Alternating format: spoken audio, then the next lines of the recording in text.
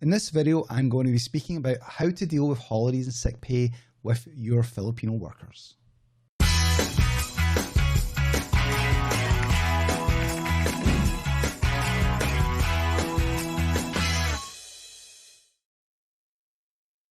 So this is how I deal with holidays and sick days around my Filipino workers.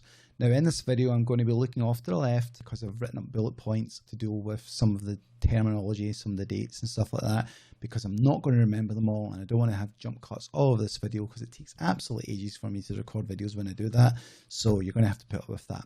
Anyway, so let's get into it. So what happens is that all Filipinos are given what's called regular holidays. So the regular holidays in the Philippines is approximately 12 of them. They include things like New Year's Day, Maundy, Thursday, Good Friday, Labour Day, Independence Day, National Heroes Day, Bonifacio Day, Christmas Day, Rizal Day, and also 2 holidays around Eid.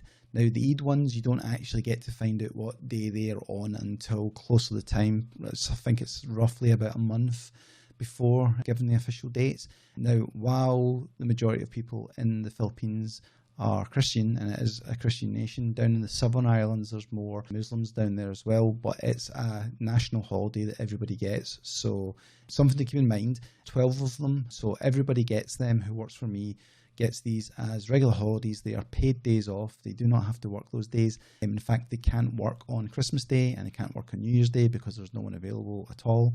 And we tell everybody just don't bother. But what we do is we allow them to what we call bank these days, so they can bank the days and keep them for a day that would suit them better. So for example, some might want to use them around a family celebration or so on. So they'll just not bother taking the day off and use the day further along. Now, what I do is I give every member of staff an additional 10 days on top of that. So that's 22 days holiday they get. Well, actually it's 23 because I give them their birthday as a holiday as well. So even if their birthday lands on a Saturday or Sunday, they still get that as a day off, so they can choose to take it off the following Monday or the Friday before, or even later on. It doesn't really matter. So 23 days paid holiday a year, which roughly works out at, because no one works, everyone works 5 days a week, right? So that basically gives you a full month off paid when you're working with me on that, on the setup I have done. Now I'll put in the description below all the holidays for 2020 when they fall this year.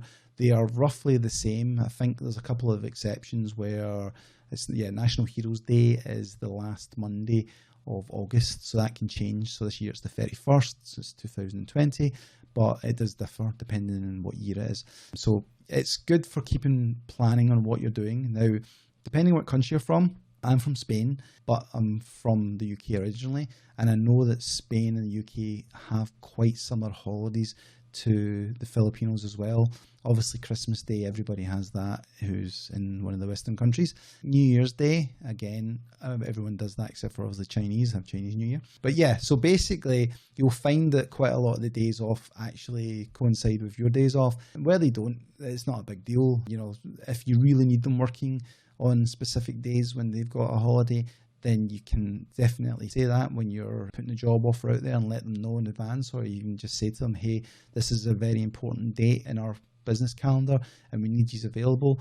Again, that's not usually a problem. The only issue can be if it's around religious celebrations, but since no one generally, apart from Ebenezer Scrooge, makes people work Christmas Day, then it's usually not a problem. So another bunch of holidays that the Filipinos would get in the Philippines if they worked for a Filipino company is called special non-working holidays.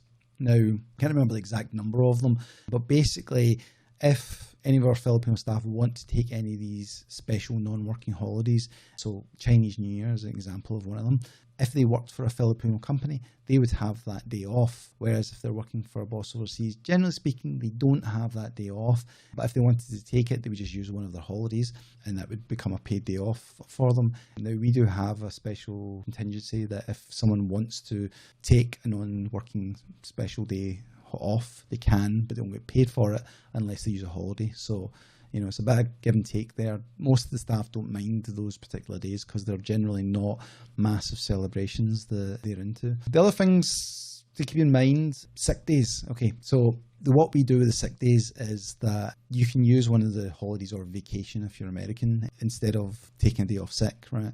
Now, obviously, if it was some extreme circumstance or some extreme situation, we'd still pay our Filipino staff. There was an example a year and a half ago where one of our staff unfortunately developed intestinal cancer and had to take days off for treatment and stuff like that. Well, in that specific case, because it was a very special circumstance, we just continued to pay the member of staff as if they worked those days, because quite frankly, I'm not taking money off someone who is in a medical condition such as cancer.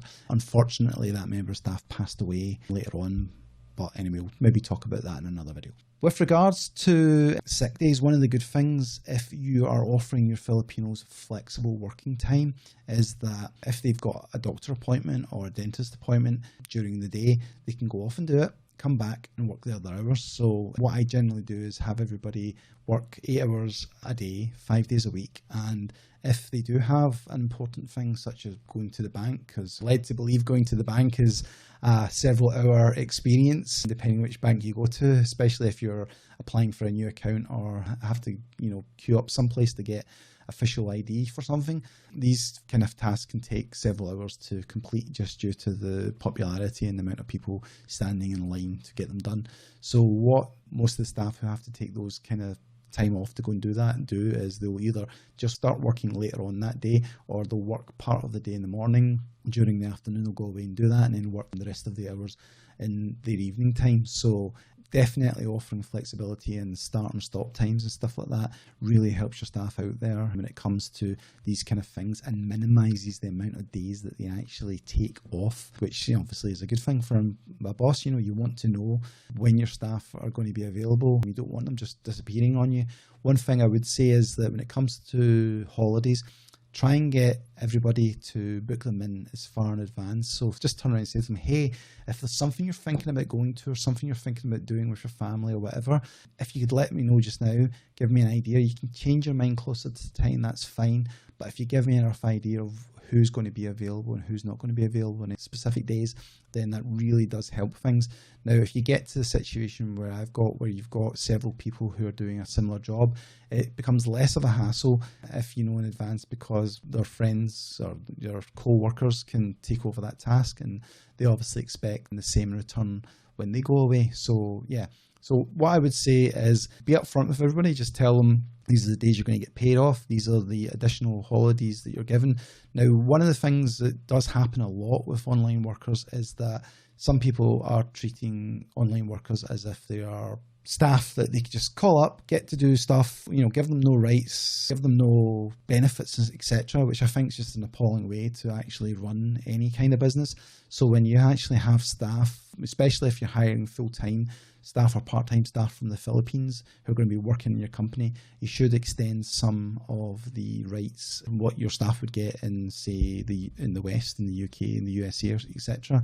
And obviously they vary from country to country, but I tend to try and follow along the lines of the kind of rights and kind of stuff that Filipino staff get in the Philippines, because you want the online job to be not only attractive for pay and for convenience, but also you want it to be similar in the type of job that they have or they could get in the Philippines. So yeah, so that's kind of things to keep in mind. Holidays and sick days, communicate it all up front. You're not going to have people disappearing away for family events or holidays and not telling you because they didn't know how to tell you. Like even if there's something like an bereavement in the family and so on, that's something, if it's a very close member of family, they're going to go to, and not always is it local. Sometimes they actually have to travel away for it.